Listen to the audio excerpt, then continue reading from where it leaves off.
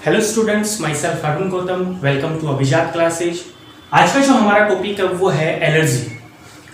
कई बार आप लोगों ने आम भाषा में सुना है कि फलाने व्यक्ति को या उस पर्सन को इस चीज़ से एलर्जी है, किसी को धूप में निकलने से एलर्जी है, किसी को डस्ट से एलर्जी है। और एक वीडियो बनाया था मैंने आप लोगों को पोलन एलर्जी के बारे में बताया था, पराग एलर्जी के बारे में बताया था कि पराग कण जो होते हैं फ्लावर में, जो पोलन ग्रेन पाए जाते हैं, उनसे भी एलर्जी होती है। तो हम बात करते हैं आज एलर्जी की। देखिए, पहली बात कि ये जो एलर्जी शब्द है, इस एलर्जी शब्द का सर्वप्रथम यूज किसने किया था? याद रखना, पिरक्वेट ने। किसने किया था? पिरक्वेट ने किया था इसका उपयोग। पिरक्वेट ने इसका क्या किया था? उपयोग किया था। पहली चीज क्लियर। दूसरी बात कि एलर्जी जो है उसका मीन क्या है? एलर्जी का मीन क्या है? तो हम ये कहेंगे कि हमारी जो बॉडी है, हमारा जो शरीर है, उसमें एक विशिष्ट प्रकार का सिस्टम पाया जाता है जिसको हम क्या बोलते हैं? Immune system. क्या बोलते हैं? इम्यून सिस्टम या प्रतिरक्षा तंत्र। पाचन तंत्र सुना है, उत्सर्जन तंत्र सुना है, ये प्रतिरक्षा तंत्र या इम्यून सिस्टम क्या है? तो अभी तो मैं आपको एक थोड़ा सा डेफिनेशन बता देता हूं, फिर इसके बारे में अपन बाद में डिस्क्राइब करेंगे नेक्स्ट वीडियो में। कि इम्यून सिस्टम बॉडी का एक ऐसा सिस्टम है जो बाहर से आने वाले, बाहर का मतलब हमारी बॉडी का एक अलग पर्यावरण है, एक अलग इन्वायरमेंट है, बाहर का एटमॉस्फेयर अलग है। तो बाहर के कोई भी कंटेंट या बाहर के कोई भी पदार्थ जब हमारे शरीर के अंदर एंटर होते हैं, प्रविष्ट होते हैं, तो ये इम्यून सिस्टम हमारे शरीर की क्या करता है? सुरक्षा प्रदान करता है। अर्थात हमारी बॉडी को क्या प्रदान करता है? इम्यूनिटी। यानी ऐसा सिस्टम जो बाह्य पदार्थों के प्रति शरीर को सुरक्षा प्रदान करता है, या जिनको पैथोजन या रोगजनक बोलते हैं, बैक्टीरिया, वायरस, प्रोटोजोआ जो भी है, उनके खिलाफ हमारे शरीर में प्रतिरक्षा उत्पन्न करता है। प्रतिरक्षा का तात्पर्य उनसे हमारे शरीर की सुरक्षा करता है। ऐसा सिस्टम ही कौन सा सिस्टम कहलाता है? इम्यून सिस्टम कहलाता है। और इम्यून सिस्टम जिस व्यक्ति का स्ट्रांग होता है, बहुत मजबूत होता है, वो व्यक्ति सामान्य रोगों से ग्रसित या इन्फेक्टेड कभी भी नहीं होता। और आजकल जो एक पैंडेमिक डिजीज है कोविड-19, उस कोविड-19 से बचने का भी सबसे बढ़िया और आसान तरीका यही है कि किसी भी व्यक्ति का क्या स्ट्रांग होना चाहिए? Immune system. यदि व्यक्ति का इम्यून सिस्टम स्ट्रांग है तो वो ऐसे डिजीज से बच सकता है, और यदि इन्फेक्टेड हो भी जाए तो वो जल्दी क्या हो सकता है? रिकवर हो सकता है। तो इम्यून सिस्टम के बारे में पता चल गया अच्छे से। फिर मैं आपको नेक्स्ट वीडियो में बता दूंगा इसके बारे में। तो पहला क्वेश्चन तो क्या था कि एलर्जी जो है उस शब्द का यूज किसने किया था? तो पिरक्वेट ने। क्वेश्चन जो बोर्ड क्लासेज हैं, एनसीईआरटी, सीबीएसई, आरबीएस, उनमें ये क्वेश्चन कभी भी नहीं पूछा जाएगा। ये कॉम्पिटिटिव एग्जाम में पूछा जाता है कि एलर्जी शब्द का यूज किसने किया था। अब अपन बात करते हैं कि एलर्जी की डेफिनेशन क्या होती है। तो एलर्जी की डेफिनेशन क्या है कि जब हमारा शरीर या हमारे शरीर का प्रतिरक्षा तंत्र बाह्य पदार्थों के प्रति, कौन से पदार्थों के प्रति? बाह्य पदार्थों के प्रति हाइपर सेंसिटिविटी प्रदर्शित करे। हाइपर सेंसिटिविटी प्रदर्शित करे। अति संवेदनशीलता, अति संवेदनशीलता प्रकट करे। तो इसी अति संवेदनशीलता को या हाइपर सेंसिटिविटी को ही हम लोग क्या बोलते हैं? हम लोग बोलते हैं एलर्जी। क्या बोलते हैं? एलर्जी। वापिस से सुन लेना कि कोई भी बाह्य पदार्थ है, उनके अगेंस्ट, उनके खिलाफ यदि हमारी बॉडी या हमारे शरीर का प्रतिरक्षा तंत्र अति संवेदनशीलता, एक तो होता है कई बार अपन बोलते हैं ना कि फलाना व्यक्ति या वो पर्सन बड़ा सेंसिटिव है। क्या है? सेंसिटिव है। बोले कैसे? बोले थोड़ी सी डस्ट उड़ी, धूल उड़ते ही उसको तो छींकें आने स्टार्ट हो जाती है, जुकाम हो जाती है, आंखों से पानी स्टार्ट हो जाता है। कई बार अपन ने ऐसा सुना है। तो वो शरीर क्या प्रकट करता है? अति संवेदनशीलता। सेंसिटिव तो नॉर्मल चीज है, हम भी सेंसिटिव है। ताप के खिलाफ, ताप के खिलाफ, ठंड के खिलाफ हम जैसे ही फील करते हैं बॉडी में, तो हमारी बॉडी जो है वो सेंसिटिव तो होती है। लेकिन जब बात आ जाए किसकी? हाइपर सेंसिटिविटी की, तब अपन कहेंगे कि उस व्यक्ति को क्या है? एलर्जी है। क्लियर हुआ यहां तक? वापिस से सुन लेना कि जब हमारा शरीर, परिभाषा देख लेना, जब हमारा शरीर कौन से पदार्थों के प्रति? बाह्य पदार्थों के प्रति, बाहर से पदार्थ जो भी मैं बताऊंगा कौन से बाह्य पदार्थ, बाह्य पदार्थों के प्रति क्या प्रकट करे? अति संवेदनशीलता प्रकट करे, तो उसे क्या कहते हैं? एलर्जी। एनसीईआरटी ने पहले ये क्वेश्चन पूछा भी है कि एलर्जी किसे कहते हैं, तो परिभाषा हो गई एलर्जी की, ठीक है। फिर उसके ऊपर बात करेंगे कि वो बाह्य पदार्थ कौन से होते हैं। तो याद रखना कि इन बाह्य पदार्थों को एलर्जन कहते हैं। क्या कहते हैं? एलर्जन।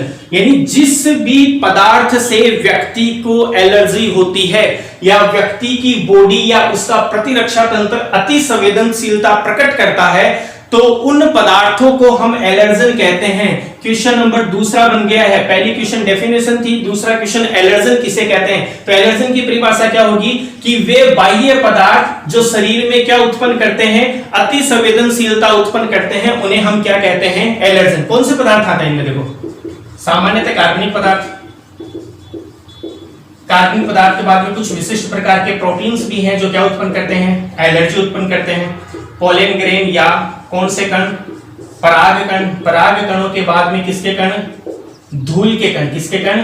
धूल के कण। और कुछ व्यक्तियों को तो सूर्य की किरणों से भी क्या उत्पन्न होती है? एलर्जी उत्पन्न होती है। क्या उत्पन्न होती है? एलर्जी।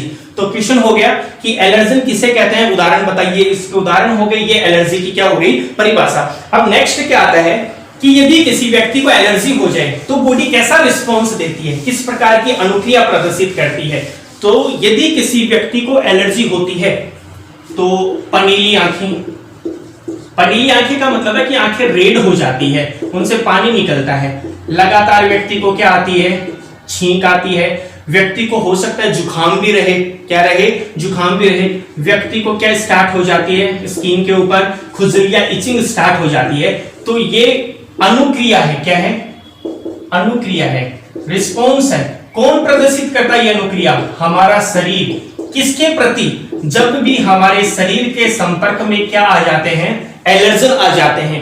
एलर्जन किसे कहते हैं? अभी बताया था कि वे पदार्थ जो शरीर में एलर्जी उत्पन्न करते हैं एलर्जन कहलाते हैं। वो पदार्थ अभी बात हो गई थी। अब अपन कह रहे हैं कि इन एलर्जन से शरीर कैसी अनुक्रिया प्रदर्शित करता है। तो ये पनीली आंखें हुई, छींक आना हुआ, खुजली आना हुआ, नाक का बहना। किसका बहना? नाक का बहना। ये जो लक्षण है, ये लक्षण ही अनुक्रिया है। ये एलर्जी के लक्षण है। किसके लक्षण है? एलर्जी के लक्षण है। अब क्या होता है ऐसा कि हमारे शरीर में एलर्जी उत्पन्न होती है, उसके बारे में अपन क्या करेंगे? बात करेंगे। तो हमारे शरीर में क्या है? एक विशिष्ट प्रकार की सेल पाई जाती है जिसे हम बोलते हैं मास्ट सेल। कौन सी सेल बोलते हैं? मास्ट कोशिका बोलते हैं। कौन सी कोशिका बोलेंगे? मास्ट कोशिका। ये मास्ट कोशिका क्या करती है? जैसे ही हमारी बॉडी में एलर्जन आते हैं, क्या आते हैं? एलर्जन आते हैं, बाह्य कोई पदार्थ आते हैं, तो ये जो मास्ट कोशिका है ये विशिष्ट प्रकार की केमिकल का सिक्रेशन करती है। किसका सिक्रेशन करती है? विशिष्ट प्रकार के केमिकल का सिक्रेशन करती है और उनका नाम है हिस्टामिन और सीरोटोनिन। याद रखना, हिस्टामिन और सीरोटोनिन। हिस्टामिन और सीरोटोनिन ये दो पदार्थ हैं, ये दो विशिष्ट प्रकार के रसायन हैं जिनका स्रावन कौन सी कोशिकाओं के द्वारा होता है? मास्ट कोशिकाओं के द्वारा होता है। और इन दोनों पदार्थों की वजह से ही हमारा जो शरीर है या प्रतिरक्षा तंत्र है वो क्या प्रकट करता है? अति संवेदनशीलता प्रकट करता है। क्या प्रकट करता है? अति संवेदनशीलता क्या करता है? प्रकट करता है। यहाँ कंप्लीट। अब यहाँ क्या क्वेश्चन बनेगा कि कौन से रसायन एलर्जी प्रदर्शित करते हैं? तो याद रखना हिस्टामिन और सीरोटोनिन। ये हिस्टामिन और जो सीरोटोनिन जो दो रसायन हैं जो किसके द्वारा रिलीज होते हैं? मास्ट सेल्स के द्वारा रिलीज होते हैं। ये हमारी बॉडी में हाइपर सेंसिटिविटी उत्पन्न करते हैं। क्या उत्पन्न करते हैं? हाइपर सेंसिटिविटी क्या करते हैं? उत्पन्न करते हैं। क्लियर यहां तक? अब देखो नेक्स्ट क्या पूछा जा सकता है एलर्जी में। मैंने अभी तक आपको 4 क्वेश्चन बता दिए इसमें छोटे छोटे। नेक्स्ट जो क्वेश्चन पूछा जाएगा वो क्या है वो सुनो। हम अभी बात कर रहे थे इम्यून सिस्टम की। किसकी बात कर रहे थे? इम्यून सिस्टम की। हमारा प्रतिरक्षा तंत्र, हमारा प्रतिरक्षा तंत्र। तो क्या हमारा प्रतिरक्षा तंत्र इन एलर्जन से हमारी सुरक्षा नहीं कर सकता? ये करता है। ये एक विशिष्ट प्रकार की एंटीबॉडी बनाता है। क्या बनाता है? एंटीबॉडी। प्रतिरक्षी क्या बनाता है? प्रतिरक्षी या एंटीबॉडी। ये वही है ना, एंटीबॉडी बनाता है। उस एंटीबॉडी का नाम क्या है? नीट में भी पूछा है, याद रखना, IgE। 5 प्रकार की एंटीबॉडी है जिनके बारे में मैं इम्यून सिस्टम वाले चैप्टर में डिस्क्राइब करूंगा, लेकिन याद रखना कि कौन सी एंटीबॉडी है जो एलर्जी के खिलाफ, एलर्जी के अगेंस्ट हमारे शरीर में बनती है। तो याद रखना IgE, यहां IG का मतलब है इम्यूनोग्लोब्युलिन। क्या नाम है? इम्यूनोग्लोब्युलिन। और E यहां जो शब्द है वो किससे लिया गया है? एलर्जी से लिया गया है। तो यहां तक कंप्लीट। अब नेक्स्ट कि सर कैसे पता चले कि कौन से पदार्थों की वजह से एलर्जी हुई है। तो सपोज करो कि किसी व्यक्ति को खुजली हो रही है या लगातार उसका नाक बह रहा है या आंखों से पानी आ रहा है, तो वो किसके पास जाएगा? डॉक्टर के पास जाएगा। डॉक्टर सिम्टम्स देखेगा, यानी उसके शरीर में क्या देखेगा? लक्षण। लक्षण देख के डॉक्टर ये तो डिसाइड कर लेगा कि इस व्यक्ति को क्या है? एलर्जी है। लेकिन वो एलर्जी किस से है? तो डॉक्टर एलर्जी टेस्ट के लिए संभावित एलर्जन को, किसको? संभावित एलर्जन को। संभावित का मतलब उसे ऐसा लगता हो कि इस पदार्थ से एलर्जी हो सकती है, तो उन संभावित एलर्जन की सूक्ष्म मात्रा को, कौन सी मात्रा को? सूक्ष्म मात्रा को कहां प्रविष्ट कराता है? व्यक्ति के शरीर में। अब जैसे सपोज करो कोई पदार्थ है, धूल है, तो धूल के जो कण है या फिर पराग कण है, पराग कणों में जो रसायन है उसकी सूक्ष्म मात्रा व्यक्ति के शरीर में क्या करवाएगा? प्रविष्ट कराते ही यदि शरीर क्या प्रकट करे? अति संवेदनशीलता प्रकट करे। क्या प्रकट करे? अति संवेदनशीलता प्रकट करे। तो ये कंफर्म हो जाएगा कि उस व्यक्ति को पराग कणों से या पोलन ग्रेन से क्या है? एलर्जी है। कुछ व्यक्ति को टोमेटो से भी होती है, कुछ को ककड़ी से भी होती है, फ्लावर से मैंने आप लोगों को बता ही दिया। किसी व्यक्ति को गेहूं के आटे से भी क्या होती है? एलर्जी होती है। तो अब अपन क्या करें? तो एलर्जी का पता लगाने के लिए हमने कहा कि डॉक्टर संभावित एलर्जन की सूक्ष्म मात्रा को किसमें प्रविष्ट करवाता है? शरीर में प्रविष्ट करवाता है। यदि हमारा शरीर उस समय अति संवेदनशीलता प्रकट करे तो यह कंफर्म हो जाता है कि उस व्यक्ति को क्या है? एलर्जी है। तो एलर्जी है, तो एलर्जी से बचने के लिए क्या किया जाए? एलर्जी से बचने के लिए क्या किया जाए? तो एलर्जी की देखो कोई परमानेंट मेडिसिन तो है नहीं, यही कहा जाता है कि बचाव ही उपाय है। क्या है? बचाव ही उपचार है, या सुरक्षा ही उसका क्या है? उपचार है। किसी व्यक्ति को पता है कि मुझे धूप में निकलने से क्या है? एलर्जी, क्या करेगा? सनस्क्रीन यूज करेगा, लोशन लगा लेगा चेहरे पे, लेकिन कितने समय तक? 1 घंटे 2 घंटे तक उसका असर रहेगा, फिर उसके बाद में उस व्यक्ति को क्या स्टार्ट हो जाएगी? एलर्जी। तो ऐसी कंडीशन में सबसे जो बढ़िया इलाज है वो इलाज यही है कि उस व्यक्ति को कहां नहीं जाना चाहिए? धूप के संपर्क में नहीं जाना चाहिए। लेकिन फिर भी कुछ मेडिसिन है जैसे स्टीरॉइड के बाद में एंटीहिस्टामिन। अभी जो नाम आया था ना हिस्टामिन, उसके खिलाफ, हिस्टामिन के खिलाफ, या इसको अपन बोलते हैं क्या? प्रतिहिस्टामिन। तो अपन ने क्या बताया कि स्टीरॉइड और दूसरा कौन सा बताया था? एंटीहिस्टामिन, और एक एड्रेनिल। क्या है? एड्रेनिल। ये कुछ मेडिसिन है जिसका उपयोग व्यक्ति में होने वाली एलर्जी को कम करने के लिए किया जाता है। एक बार एलर्जी को हम कम कर सकते हैं, एलर्जी को हम पूर्णतः ठीक नहीं कर सकते। वापस से यदि हम उन एलर्जन के कांटेक्ट में या संपर्क में होंगे तो डेफिनेटली उस व्यक्ति के बॉडी में फिर से हाइपर सेंसिटिविटी उत्पन्न होगी और उस व्यक्ति को कौन सा रोग हो जाएगा? एलर्जी। तो आज हम लोगों ने बात की एलर्जी के बारे में। एलर्जी शब्द किसने दिया था? एलर्जी किसे कहते हैं? किन पदार्थों की वजह से होती है जिन्हें हम एलर्जन कहते हैं? एलर्जन के बाद में हमने बात कहा था कि लक्षण कौन से हैं। लक्षणों के बाद में मैंने आप लोगों को बताया कि पता कैसे लगाए कि व्यक्ति को कौन से पदार्थ से एलर्जी है। तो एलर्जी का टेस्ट के बारे में भी बता दिया। फिर मैंने ये भी बता दिया कि एलर्जी के खिलाफ बॉडी में कौन सी एंटीबॉडी का निर्माण होता है, IgE का फॉर्मेशन होता है। और ये कुछ मेडिसिन बताई है जो एलर्जी के लक्षणों को कम कर सकती है। क्या कर सकती है?